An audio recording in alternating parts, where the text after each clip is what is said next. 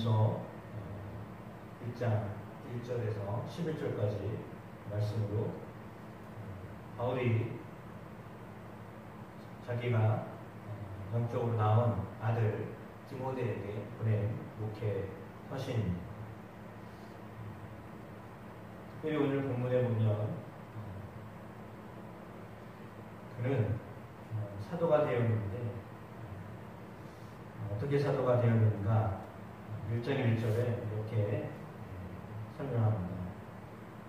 우리의 구주 하나님과 우리의 소망이 되시는 예수 그리스도의 명령을 따라서 예수의 사도가 되었다. 이렇게 말씀하고 있습니다.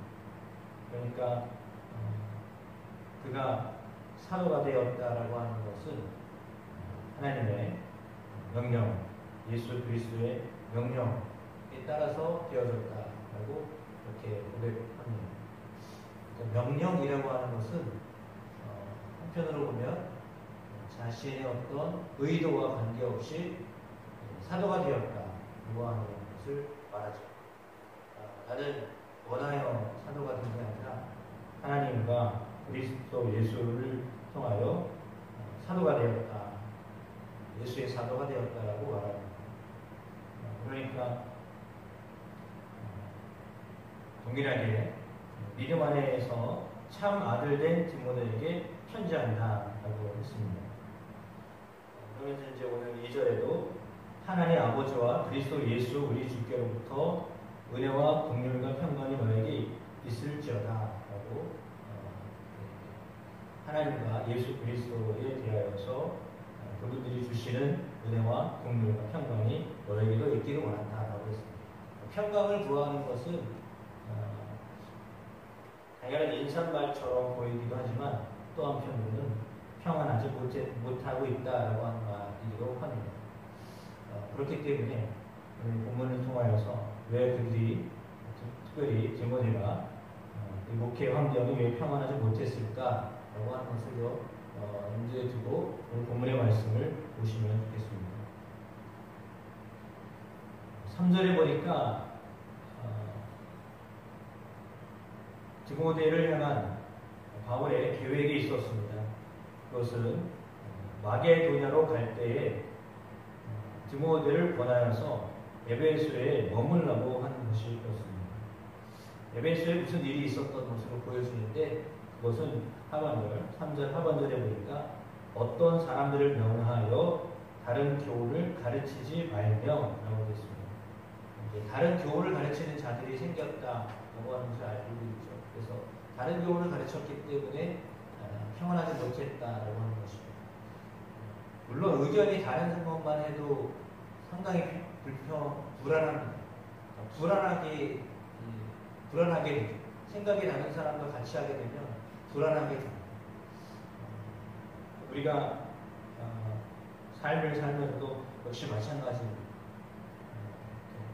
나름대로의 어떤 삶의 방법들이 있고 노하우가 있어서 그것대로 가면 문제가 되지 않는데 그것과 다른 의견을 제시하면 생각을 제시하면 불안합니다. 저대로 가면 과연 될까? 저들이 얘기하는 대로 하면 과연 그들이 얘기하는 대로 될까라고 하는, 왜냐하면 내가 경험하지 않고 내가 실제를 보지 못하였기 때문에 생각하고 경험이고 경륜인데 나는 그걸 해보지 않았거든요. 그렇기 때문에 다른 사람들이 생각하고 경험했던 것을 제시하였을 때 그걸 받아들인다는 것이 쉽지 않습니다. 편하지 않거든요. 말씀드렸던 것처럼 편하지 않습니다. 다른 의견을 받아들인다는 것은 편하지 않습니다. 나하고는 맞지 않는 거라고 생각하기 때문에 그렇거든요. 그러니까 불편한 거죠. 그러면 사실은 오늘 본문에도 다른 교훈을 가르치는 사람들 때문에 불편한 거죠. 그래서 그것을 가르치지 말게 해라 라고 그렇게 이야기했습니다. 이제 생각이라고 하고 교훈이라고 하는 것하고는 다른 것이, 생각은 자유잖아요. 생각은 이렇게도 생각할 수 있고 저렇게도 생각할 수 있습니다. 그런데 교훈은 다르면 이거는 정말 함께하기가 어려운 다른 교훈을 가르쳤다라고 하기 때문에 우선 다른 교훈을 가르치지 말게 해라라고 했습니다. 그러면 왜 그들은 다른 교훈을 가르치는가? 구체적으로 4절에 이렇게 이야기하죠. 신화와 끝없는 족보에 몰두하게 됩니다. 라고 했습니다. 이제 그들은 다른 교훈을 가르쳤는데 신화에 대한 이야기와 끝없는 족보에 대한 이야기를 하였다라고 했습니다. 그러면 도대체 무슨 족보를 이야기하고 신화에 대해서 이야기하는 건가? 라고 하는 것을 볼 때 구체적인 내용은 알 수가 없습니다. 그러나 뒤에 쪽에 보면 믿음 안에 있는 하나님의 경륜을 이름보다 도리어 결론을 내는 것이다 라고 했습니다. 결론을 냈다라고 하는 거죠. 결론을 낸다라고 하는 것은 다툼을 이렇게 이루고 있다라고 하는 겁니다. 그러니까 신화나 족보에 대한 이야기를 하고 있는데 그들이 하는 이야기들이 다른 이야기를, 다른 교훈을 말하고 있기 때문에 계속해서 맞다 안 맞다 찬반을 이야기하게 된다라고 하는 거잖아요. 그러니까 그 일로 인하여서 하나님의 경륜을 이루기보다는 변론을 하게 되는 것이다라고 이렇게 이야기하게 하고 있습니다. 그런데 6절에 보니까 사람들이 이에서 벗어나 헛된 말에 빠졌다라고 했습니다. 헛된 말에 빠졌다라고 해서 다른 교훈이 빠지게 됐다라는 거죠. 그 말에 빠졌다라고 하는 거죠. 공무원사님 피곤하시면 너무 피곤하시면. 그러니까 다른 교훈에 빠지다 보니까 그들이 뭘 하냐면 율법의 선생이 되려 하였다라고 했습니다. 이제 선생이 되려 하는데 자기가 하는 말이나 자기가 확증하는 것도 깨닫지 못했다라고 합니다.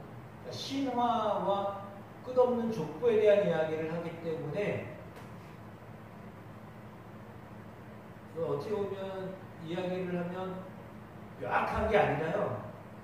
추론을 하는 거잖아요. 신화를 어떻게 알겠어요? 족보에 대해서 어떻게 알겠어요? 이거는 추론이에요. 상상하는 거예요. 명확한 진리를 이야기하는 게 아니라 이랬을 거야, 이랬을 것이야 라고 말하는 거거든요. 팩트를 이야기하는 게 아니라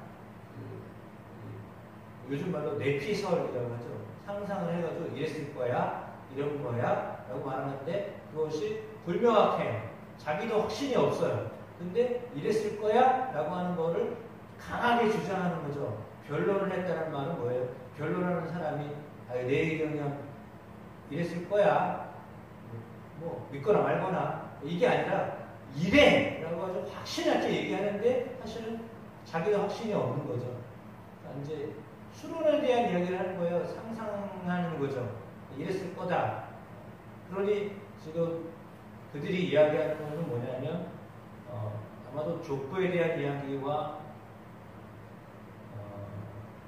신화에 대한 이야기를 했다라고 하는 걸 보았을 때 예수님과 관련되어져 있는 족보에 대한 이야기나 이스라엘에 내려왔던 족보에 대한 이야기 그걸 이야기하는 거겠죠. 그러니까 이제 그것에 대해서 이야기할 때 자기가 하는 말도 사실은 깨닫지 못하고 상상하고 추론해서 하는 것이기 때문에 근데 거기에 빠졌다는 거죠, 사람들이. 왜냐하면 이게 너무 강력하게 이야기하다 보니까 사실 이단에 빠지는 사람도 왜 이단에 빠지냐? 그 논리가 명확하거든요. 아주 강력하게 주장하니까 거기에 이렇게 빠지게 되어 있는 겁니다. 그런데 율법의 선생이 되려 한다라고 했는데 율법은 뭐냐? 사람이 그것을 적법하게 쓰면 선한 것임을 우리는 아노다라고 했습니다. 율법은 선한 것인데 잘 쓰면 선한 것인데 그런데 이 율법은 옳은 사람을 위하여 세운 것이 아니다. 오직 불법한 자, 복종하지 아니하는 자, 경건하지 아니하는 자, 죄인, 거룩하지 아니하는 자, 망령된 자, 아버지를 죽이는 자, 어머니를 죽이는 자, 살인하는 자, 음행하는 자, 암색하는 자, 인신 매매하는 자, 거짓말하는 자, 거짓 맹세하는 자, 기타 바른 교훈을 거스리는 자를 위함이다 라고 했습니다. 이 율법이 누구를 위한 것이냐? 바른 교훈을 거스리는 자를 위한 것이다 라고 이렇게 이야기를 합니다.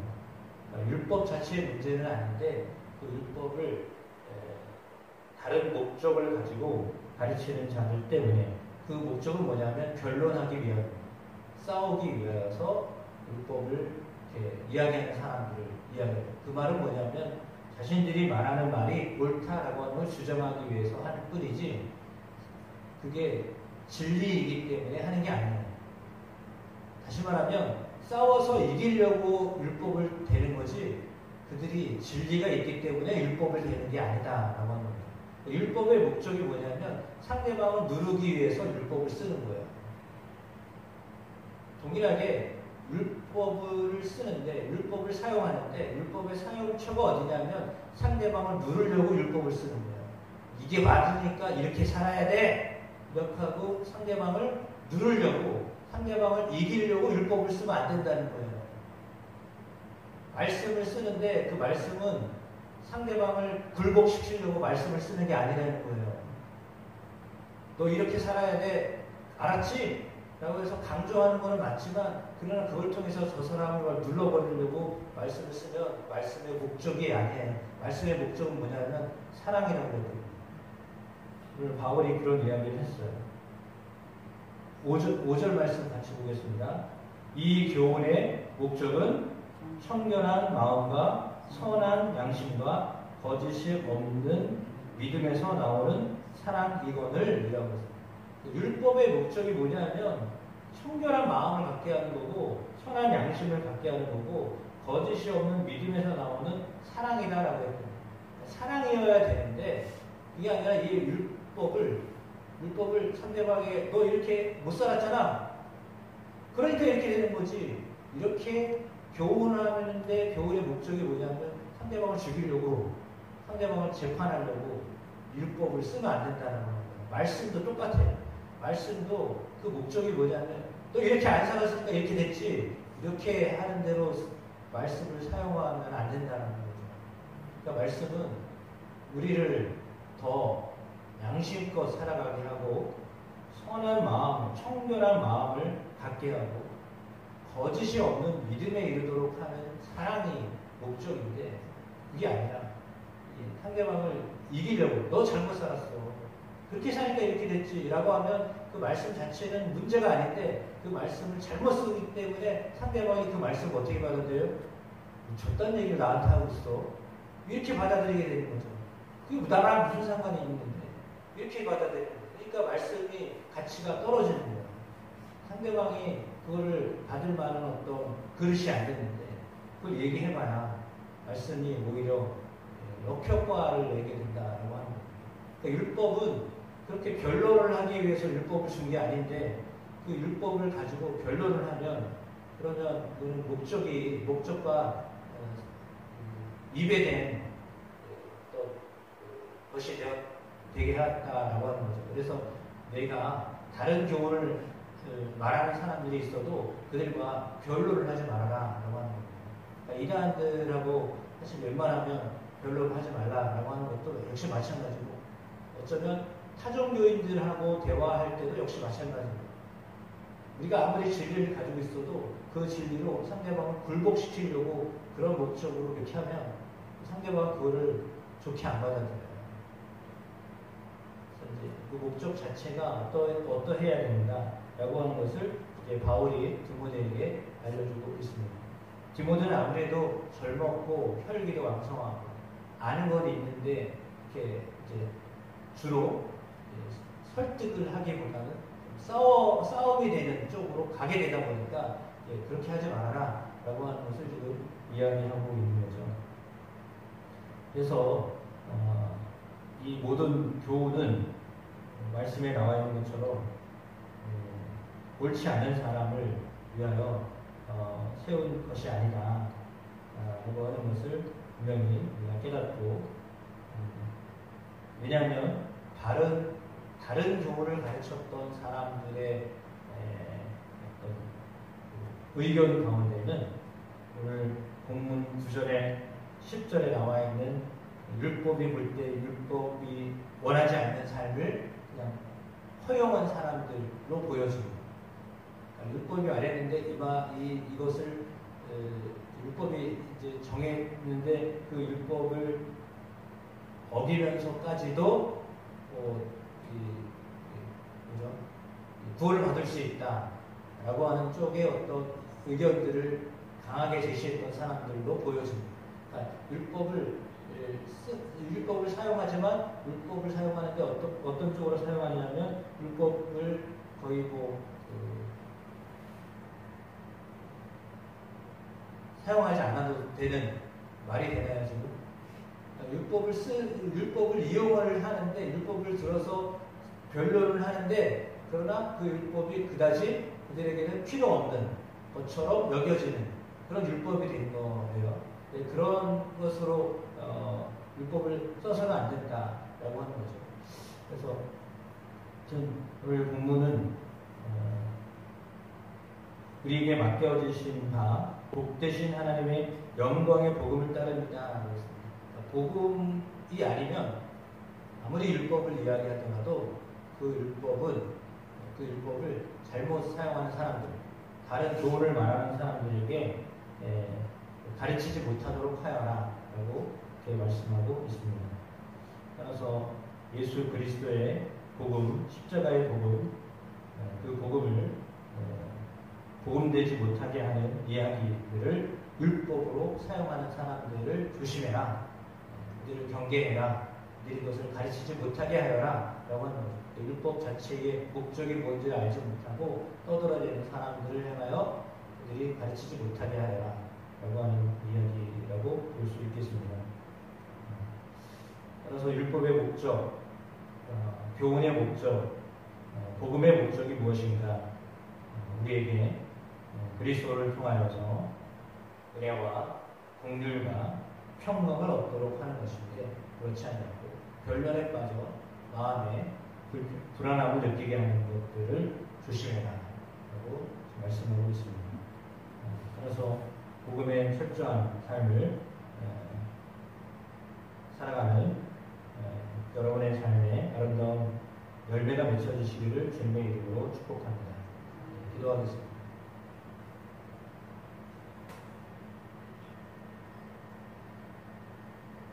율법을 가지고 변론했던 사람들, 다른 교훈의 말을 가르쳤던 사람들을 경계하라고 말씀하십니다. 율법의 목적, 교훈의 목적이 무엇인가 우리에게 가르쳐 주셨는데, 이 교훈의 목적은 우리로 하여금 선한 양심을 갖게 하는 것이고 청결한 마음을 갖게 하는 것이며 거짓이 없는 믿음에서 나오는 사랑이라고 하였습니다. 말씀을 배울 때, 말씀을 들을 때, 말씀을 행할 때, 말씀을 가르칠 때 그 목적이 이 세 가지 선한 양심과 착한 마음과 그리고 사랑을 전하는 일에 쓰임받는 것들이 되어줄 수 있도록 하나님 말씀을 전하는 일이나 말씀을 듣는 일이나 그 목적에 부합한 그런 삶을 살아가게 하여 주시고 우리 안에 은혜와 평강과 하나님의 긍휼을 경험하는 삶을 살게 하여 주시옵소서. 예수 그리스도의 이름으로 기도드립니다. 아멘.